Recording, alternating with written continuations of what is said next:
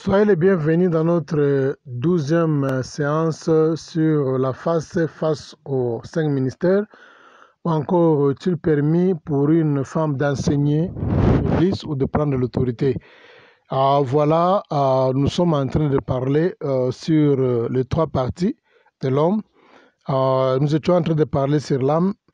Je pense bien nous allons continuer à parler sur l'âme dans notre 12e séance. Alors, toute information dans l'homme transite par l'âme. Donc, toute l'information peut venir de la chair, l'information peut venir de l'esprit et tout doit transiter par l'âme d'une personne. Alors, le premier exemple, je vous ai donné l'exemple quand l'information passe par le Saint-Esprit prend l'information, il envoie ça à l'esprit de l'homme et l'esprit de l'homme reçoit l'information, il envoie dans l'âme d'une personne.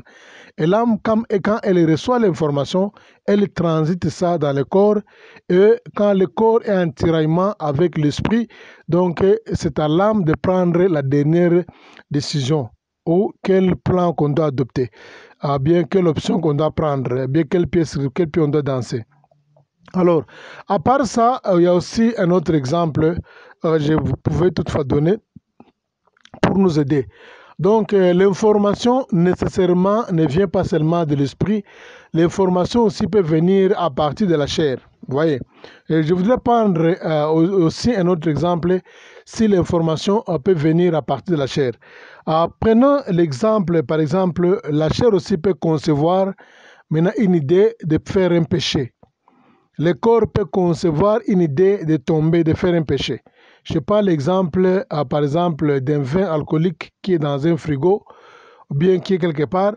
Maintenant, la chair qui est convertie dans le Seigneur avait l'habitude de boire le vin alcoolique. Maintenant, depuis que la personne a pris la décision de se convertir dans le Seigneur, il a tout laissé, il ne prend plus de la bière. Maintenant, il est arrivé à un moment donné qu'après plusieurs années, maintenant, la chair voit une bière qui est bien congelée. Maintenant, la chair est saisie par la convoitise. Quand la chair est saisie par la convoitise pour boire cette bière-là, qui est alcoolisée, la première chose, c'est quoi? La chair conçoit l'intention ou l'idée de tomber à partir des yeux. Les yeux qui fait partie du corps. Quand les yeux observent, quand les yeux voient, il fait la conception. Quand les yeux font la conception, maintenant, il donne l'information au corps. Maintenant, quand le corps prend l'information, le corps sent le désir de boire du vin. Maintenant, quand le corps sent le désir de boire le vin, le corps va prendre l'information, il va envoyer ça par de l'esprit, mais ça doit transiter d'abord par l'âme d'une personne. Maintenant, quand l'âme d'une personne reçoit l'information, l'âme va informer à l'esprit que non, voilà, le corps a besoin de boire de l'alcool. Donc, ça fait plusieurs années, depuis qu'il est converti, il a besoin de boire maintenant l'alcool. Donc le corps fait une conception aussi. Le corps aussi peut faire une conception, comme l'esprit aussi peut faire une conception. Alors quand le corps fait la conception, par exemple de boire de l'alcool, bien de la bière qui est alcoolisée, maintenant il va envoyer l'information auprès de l'âme d'une personne qui est la volonté. Et maintenant l'âme va prendre l'information et l'âme va prendre l'information et renvoyer l'information auprès de l'âme d'une personne, auprès de l'esprit. L'âme va informer l'esprit que non, voilà, le corps a besoin de boire. Maintenant, l'esprit va envoyer l'information dans l'âme que non, va dire à la chair que ça c'est un péché. Bien, va dire au corps que non, c'est un péché, je ne peux jamais admettre ça. Tu es converti dans le Seigneur, tu ne peux pas pécher intentionnellement comme ça. Maintenant, l'âme va prendre l'information, il va donner à la chair. Donc, voilà, la Bible dit dans 1 Corinthiens, par exemple, chapitre 5, verset 17, que non, quand quelqu'un est dans le Seigneur, il est devenu une nouvelle créature. Toutes les choses anciennes sont passées, voici toutes choses sont devenues nouvelles. Maintenant, quand par exemple le corps reçoit l'information de l'esprit à travers l'âme, puisque l'information doit passer par l'âme, quand le corps reçoit l'information qui passe par l'âme, maintenant, le corps va renvoyer encore le même message avec insistance dans l'âme. On va dire à l'esprit que non, je vais essayer une fois. Je vais essayer une fois, ce n'est pas mal, ce n'est pas grave, une fois seulement. Maintenant, le corps va prendre l'information, il va encore envoyer la même information, l'âme va envoyer encore à l'esprit. Là, on va envoyer, il va expliquer l'esprit en détail. Voilà, le corps insiste, il dit qu'il a besoin de boire seulement pour aujourd'hui. L'esprit, quant à lui, il va aussi insister que non, je ne peux jamais accepter, je ne peux jamais admettre ça. Je ne peux jamais accepter et ça ne se fera jamais. Maintenant, cette bataille-là entre l'esprit et le corps, la Bible dit que l'esprit et le corps ont des désirs qui sont contraires, qui montrent que non, ils ne se communiquent pas sans passer par le temps transité par l'âme d'une personne. Maintenant, fin de fin, la décision va tomber toujours sur l'âme. C'est l'âme qui prendra la décision soit de boire ou soit de ne pas boire. Comprenez, puisque quand l'esprit n'est pas à mesure, l'esprit n'est pas à mesure de prendre la décision. Et le corps aussi n'est pas à mesure de prendre la décision. Maintenant, il se communique en transitant par l'âme. Maintenant, quand les deux ne trouvent pas un compromis, c'est l'âme d'une personne maintenant qui va prendre la décision de boire ou pas. Ouais. C'est pourquoi j'ai toujours dit que c'est l'âme d'une personne. Dieu n'enverra jamais personne dans l'enfer. C'est ton âme qui va t'envoyer à l'enfer, puisque c'est elle qui décide pour toi. Donc, c'est pourquoi l'âme se trouve dans une bataille entre le corps et l'esprit, et c'est elle qui décide. Et c'est elle qui a le dernier mot si les deux ne se comprennent pas, c'est-à-dire le corps et l'esprit. Donc, si les deux ne se comprennent pas, si les deux ont des tiraillements, donc toutes les décisions reviennent sur l'âme d'une personne. C'est pourquoi on a toujours dit que non, dans l'âme d'une personne, il y a un champ de bataille. Le champ de bataille, pourquoi? Puisque les décisions, le tiraillement entre l'esprit et le corps tombe sur la volonté d'une personne, tombe sur l'âme d'une personne. Donc la conversion d'une personne ou la nouvelle naissance d'une personne consiste à gagner tout simplement l'âme d'une personne et les décisions viendront faciles. Alors pourquoi, quand nous disons une personne, quand il est converti, on dit que non, son âme est gagnée? Eh bien, souvent nous utilisons le terme que non, gagner une âme. Pourquoi Dieu a toujours cherché à tout prix à gagner une âme? Et le diable aussi, à tout prix, il cherche à perdre une âme. Vous ne verrez pas quelque part on dit que non, on a gagné le corps ou bien on a gagné l'esprit. Non. Comment on peut gagner l'esprit d'une personne? Comment on peut gagner le corps d'une personne? Donc le Seigneur Dieu a compris que je pense bien l'objet le plus essentiel, c'est de gagner d'abord l'âme d'une personne. Quand l'âme d'une personne est gagnée, maintenant les décisions deviendront tellement faciles, puisque l'âme est gagnée. Le diable est derrière l'âme d'une personne. Dieu aussi est derrière l'âme d'une personne, puisque c'est le centre de toutes les décisions. Donc quand il y a le tiraillement entre l'esprit et le corps, tout tombe sur l'âme d'une personne. Quand l'âme d'une personne est convertie, maintenant les décisions deviennent tellement faciles. Voilà, c'est comme ça que les choses s'opèrent. C'est pourquoi le Seigneur et le diable sont toujours derrière ton âme pour s'assurer qu'elle est gagnée. Le diable veut à tout prix s'assurer que ton âme soit gagnée par lui. Et Dieu aussi veut à tout prix que non, qu'il puisse gagner sur ton âme, parce que Dieu le sait très bien que non, quand ton âme est gagnée, donc tout devient facile, c'est-à-dire les décisions sont faciles à prendre. Et le diable aussi sait très bien que quand ton âme est gagnée par le diable, donc tu as facilement la décision dans ta bouche d'accepter les désirs de la chair. Donc l'esprit d'une personne est la conscience humaine. Donc l'esprit d'une personne, c'est ce que nous appelons la conscience. Quand quelqu'un pêche, donc cette interprétation-là qui vient au fond du cœur, que l'acte que tu as posé n'est pas bon, de ce que nous appelons la conscience.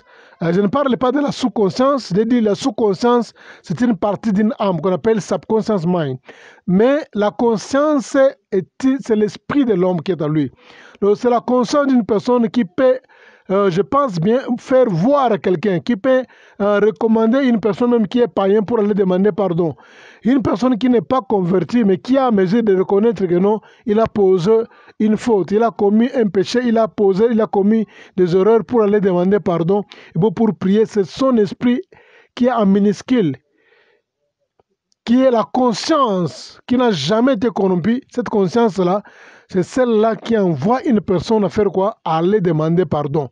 Et la conscience va impliquer, va demander, va passer toujours transiter par l'âme, et l'âme va accepter, et le corps va descendre aux genoux, ou bien va utiliser la bouche pour exprimer les désirs de l'esprit.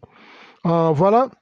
Alors pour conclure, dans toutes les trois parties de l'homme, nous avons compris que le niveau se trouve seulement au niveau de la chair.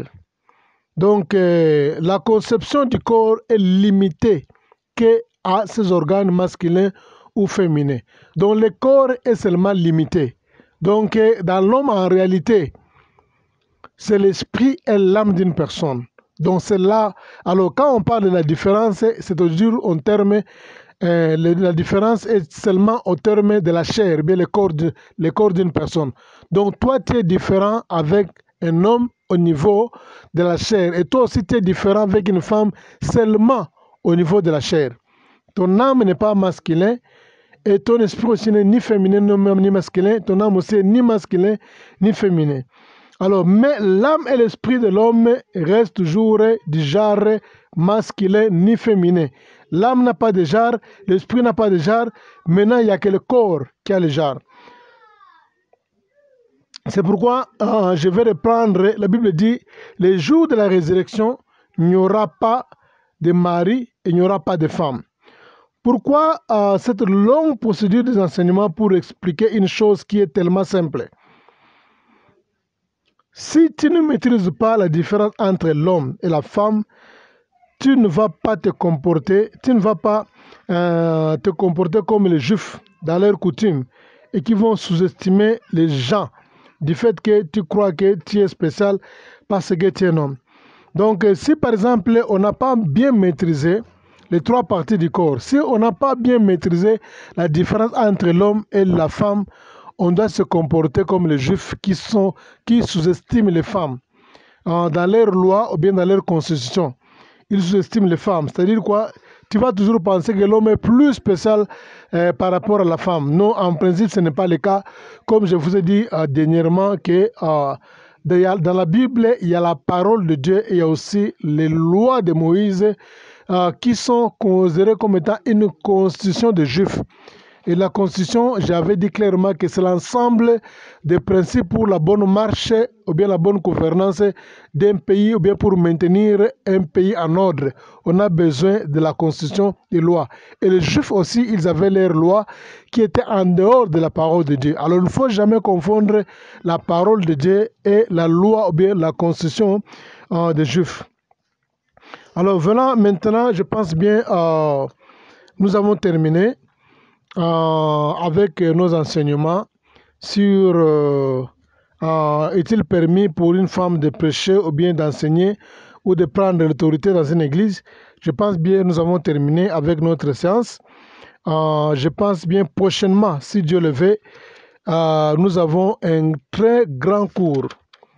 En tout cas, bien-aimés dans le Seigneur, je vous en prie de ne pas rater ce cours ici. C'est un cours tellement important. Le titre, c'est « Les caractères d'un leader ».